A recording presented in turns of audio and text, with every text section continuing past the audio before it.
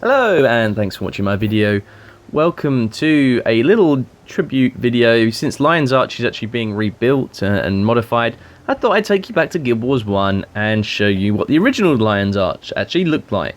So here we go, this is Guild Wars 1, and since I've actually been getting back into Guild Wars 1, you're going to see a few more different Guild Wars 1 videos. It's going to be doing a few little comparisons with Guild Wars 2.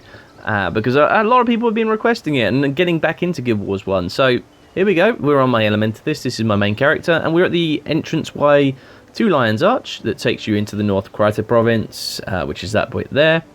And Divinity's Reach actually lies, obviously we've got Queensdale now, that's actually Temple of the Ages, that's actually in Queensdale, that's sunken down there.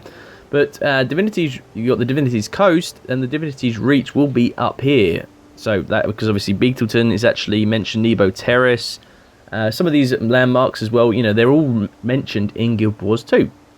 But yeah, so we've got the Giants Basin up here, you know, we've got lots more up here, the Isles of Janthier.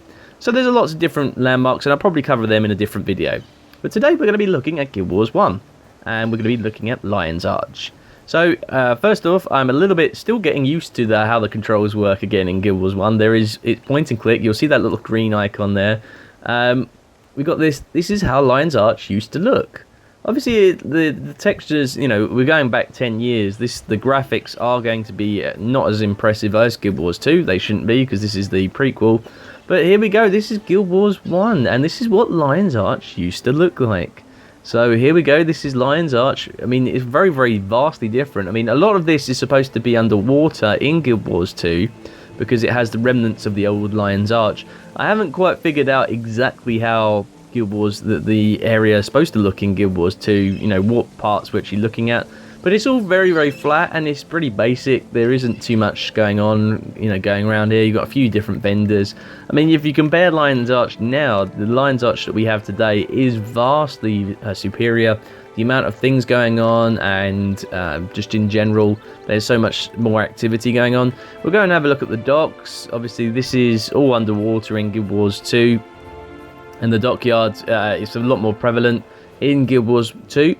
So this is the dockyard. I mean, again, the way that it's going to be redeveloped in Guild Wars 2 with a new update to Lion's Arch should be really, really impressive indeed. So here we go, we're going to go round. So there's not much to look at. It only took you to some of the other destinations around sort of Tyria, things like going to Factions, Expansion, or Nightfall. And again, we've got some more boats up there. We've got the Lion's Gate up to the top over there as well. That's the way you do the minimap. And then we've got a list of the vendors. These actually become all sort of entombed or cocooned with Halloween when that comes along. So there we go, that's that's the Lion Gate. I think when you're coming into Lion's Arch for the first time from one of the other expansions, you come through there. So we've got some storage. That's where you come to get it's like the bank basically.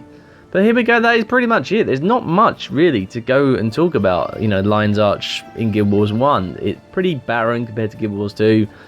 There's a few little landmarks, but that's it. And I wanted to show you this so that you can appreciate more that everything that's going to come into Guild Wars 2 with the new Lion's Arch.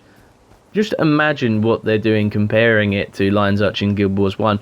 You know, I have to say, before I actually reinstalled Guild Wars 1 and I went back, I always had a fondness for Guild Wars 1's Lion's Arch. And you know, when you got the Halloween event, that this statue becomes like a big cauldron. And I always missed Lion's Arch until I've actually revisited it. And it really is pretty bland. There's not much going on at all. You know, we got Lion Guard Barracks, but really... There's like 4 or 5 different places, and that's it. I love this. You've been playing for 1 hour.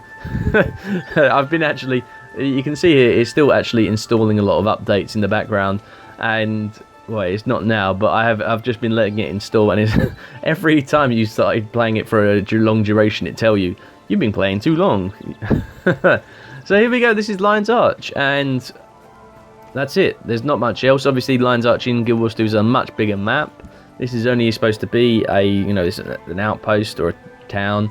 And so there we go. This is the big statue. I wonder if this is sort of what they based the statue from Guild Wars 2, you know, in the Lion's Court. Yeah, I mean, that is a much bigger statue, I think. So there we go. That's Lion's Arch, guys. If you've got any comments, feel free to leave them in the comment section below. If you actually prefer Guild Wars 1's Lion's Arch to what it is now, if there's anything missing, let me know. Thanks very much for watching. See you on the next video.